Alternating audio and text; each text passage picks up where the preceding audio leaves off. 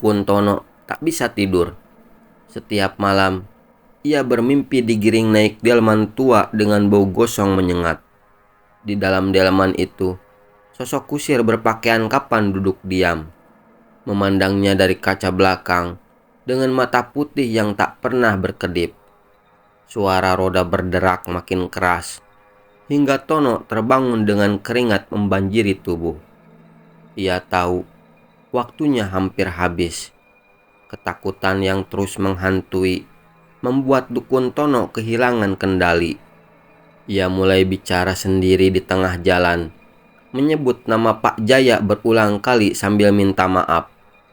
Anak tirinya, Widi, menyadari bahwa ayah tirinya mulai tak waras. Dalam satu malam penuh hujan, Dukun Tono memanggil Widi, memaksanya duduk dan mendengarkan seluruh pengakuannya bahwa dialah yang memimpin ritual pesugihan yang menumbalkan Pak Jaya.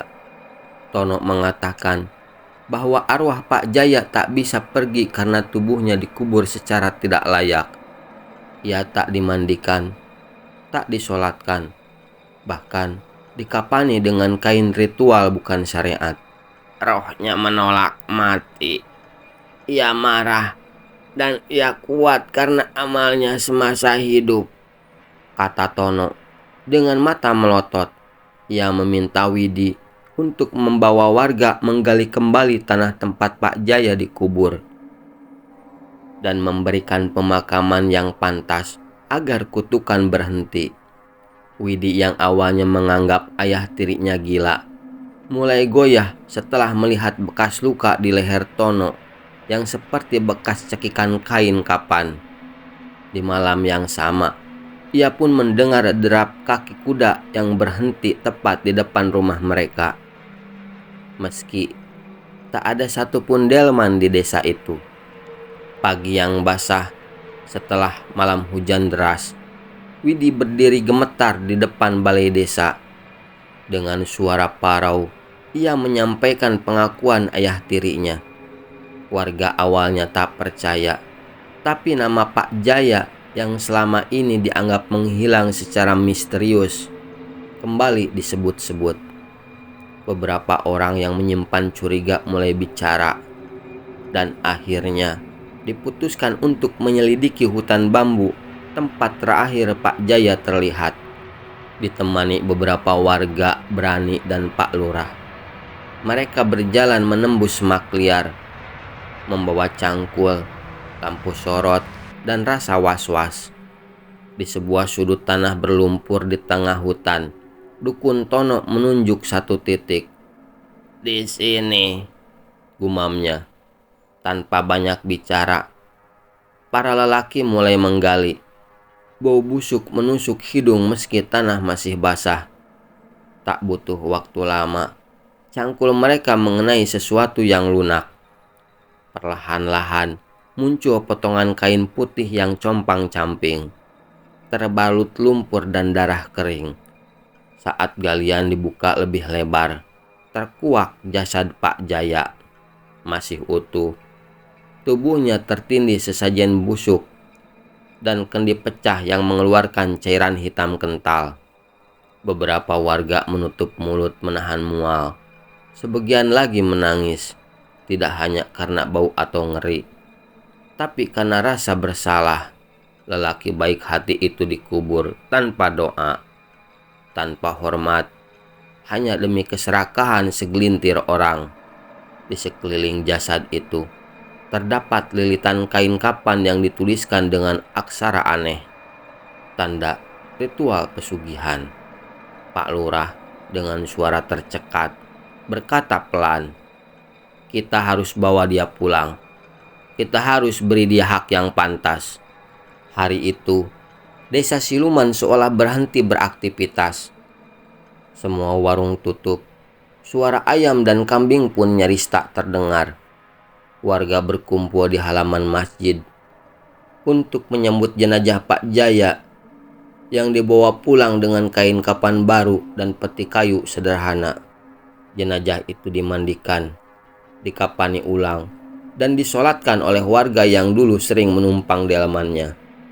Tak sedikit dari mereka yang meneteskan air mata, merasa bersalah telah membiarkan lelaki tua itu menghilang tanpa dicari. Prosesi pemakaman berlangsung hikmat.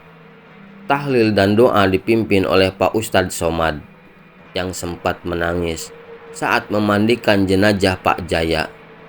Orang ini wafat tanpa permisi, tapi kini ia kembali untuk diajak pulang. Kita telat, tapi belum terlalu telat, ucapnya.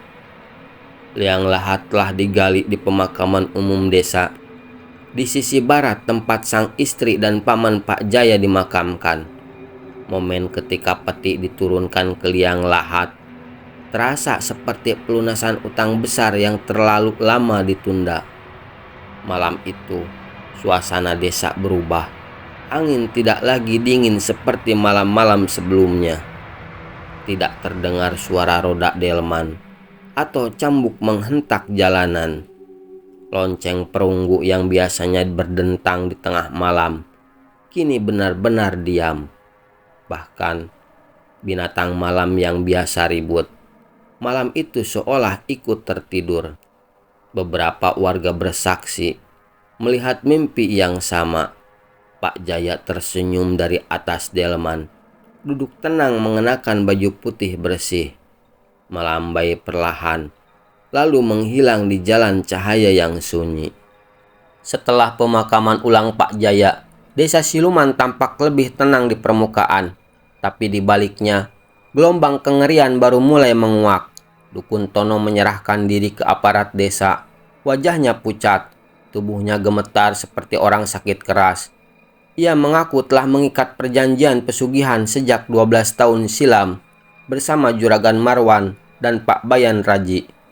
Menukar nyawa orang-orang tak berdosa demi kekayaan dan pengaruh. Di hadapan warga, Tono menangis terseduh, menyebutkan semua nama yang pernah dijadikan tumbal, termasuk anak yatim dan pengemis yang dikabarkan menghilang bertahun lalu. Tapi yang paling menakutkan adalah pengakuannya bahwa arwah Pak Jaya datang setiap malam untuk menghitung mereka yang bersalah. Ia memanggil kami satu persatu dan ia belum selesai, katanya sambil menunjuk langit dengan tangan gemetar.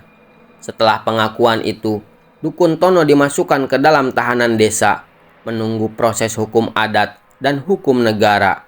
Namun esok harinya ia ditemukan tewas di dalam sel. Tidak ada luka, tapi di lehernya ada bekas lilitan kain halus, dan di dinding bambu tertulis kata samar dengan darah. Yang lain akan menyusul. Harta peninggalan Juragan Marwan dan Pak Bayan Reji lenyap dalam waktu singkat. Warung Marwan ludes terbakar seminggu setelah kematiannya, dan anak-anaknya satu persatu mengalami gangguan jiwa. Sementara keluarga Pak Bayan dililit utang dan terus dikejar mimpi buruk. Setiap malam mereka mendengar suara cambuk dan lonceng dari arah atap rumah. Kutukan pesugihan tak hanya menghantui pelaku, tapi menetes turun ke darah dan keturunan mereka. 3 bulan setelah semua kejadian itu, desa Siluman pelan-pelan memulihkan diri. Sebuah tugu kecil didirikan di perempatan desa, tempat Pak Jaya biasa memarkir delmannya.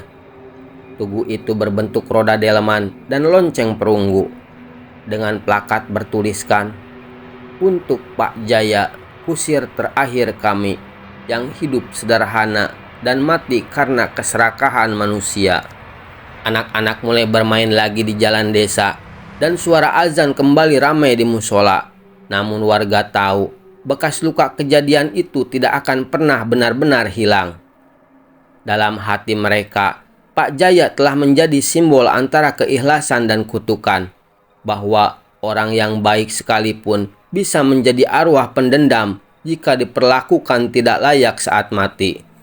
Tapi malam-malam desa tak lagi mencekam, tak ada suara roda, tak ada cambuk, tak ada lonceng berdentang di tengah malam. Warga percaya arwah Pak Jaya telah tenang setelah keadilan ditegakkan dan jasadnya dimakamkan secara layak. Meski begitu, ada satu hal yang tak bisa dijelaskan. Setiap malam Jumat Kliwon akan ada angin sejuk yang lewat di jalan utama, diikuti wangi bunga melati yang lembut. Mereka yang peka mengatakan, "Itu Pak Jaya." Lewat sekali lagi, hanya memastikan tak ada lagi delman yang akan membawa tumbal baru. Dan hingga kini, tidak ada lagi yang berani menyalakan pesugihan di desa siluman.